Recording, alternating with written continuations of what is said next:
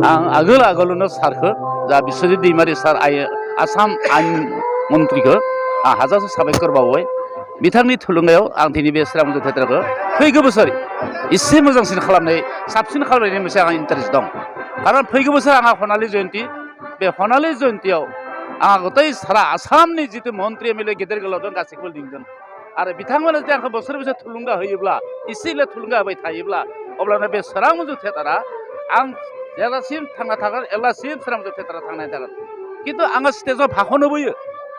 जे फैगौ बोसोर हनालि जयन्ती जानायनि उनाव आं थियेटारखौ खालामलिया नाथाय आं जुदि थियेटारखौ खालामा अब्लाना बर' हारिमुवानो एसे खहा जागोन होननानै आं सानो खारन आं बायदि थियेटार खालामनो हानाय दाबो बर' समाजाव गैया सोरबा ओंखारदो 2 बोसोर 3 बोसोर खालामनायनि उनाव दुब्ला थैदो बेखौ आं मा बुङो जोंब्लावनाय अर बायदिसो सोखा मोखा मानोनो अरखौ लगायना जोंदो मानसिफ्रा मोजां थियेटार मोनो 3-4 बोसोरावनो थैदो खिन्थु चिरां मन्दिर थियेटारा जुजाइनि अर आरो जिगाब बुन्थानि अर बे अरा खुनु दिनै गोमोरनो थाङा जेब्लानाखि जिगाब बुन्थाया जोबगोन माबाया जोंहा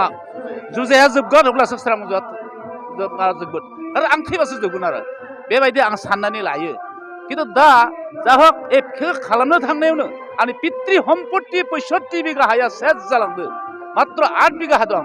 बे 8 बिघा हाखौ थानांगौ दं आं दिनैसिम लोरबां जायाखै मेंना जिरायना थायाखै उन्दुना थायाखै आंहा उद्देश्य दंमोन जे बर'नि गेजेराव हनालि जयन्ती खालामगोन आरो आंखौ जाहाथे बिनि उनाव सुबुं समाजा नागिरो सोरबा लिरगिरिफोरा लिरो जे चिरां मन्दिर थियेटारा बबेनिमोन चिरां मन्दिर थियेटारा बेसेबां सान थांनानै थानाय आरो बिथांनि मुङा मा बे बुस्थुखौ जाहाथे आंनि फैगौ फिसा फिसौफोरा इसोरो जाहाथे फरायनो मोनो मेलेमजिबि बुद्धिजिबि मानसिया जाहाथे आंनि बे काहिनिखौ लिरो आरो दिनै आंनि उद्देश्य बेनो आं थाखा फैसाजों थांना थानो लुबैया आंनिया ज्योति प्रसाद आगरवाला बिष्णु राभा भुपेन हाजरिका बायदि जाहाथे आंनि मुङा सारा आसाम बर'नि गेजेराव जोंनानै थायो आंहा बेनो उद्देश्यआ बे उद्देश्यआ फैनानै नै फैगौ बोसोर आंहा हनालि जयन्ती जासिगोन दासिमबो सरकारा पेन्सन मोनदों ना मोनाखै गैया सरकारनिफ्राय जेबो पेन्सन गैया सरकारनिफ्राय जेबो पेन्सन गैया मा होनदो सरकारनिसिम माबाफोर फोरमान बिदि होनाय जादोंमोन नामा पेन्सननि थाखाय होदोबाबो जोंहा आसाम सरकारासोथ' आसाम सरकारासो होयोमोन नालाय गैया बर'खौ बहा नायफिनो सार बर'खौ नायफिना हारसाफोरा दा जायखौनो बुंदों आं आगोलावबो बेबायदिनो इउटुबाव होदों आङो होदो जे हारसाफोरा जुदि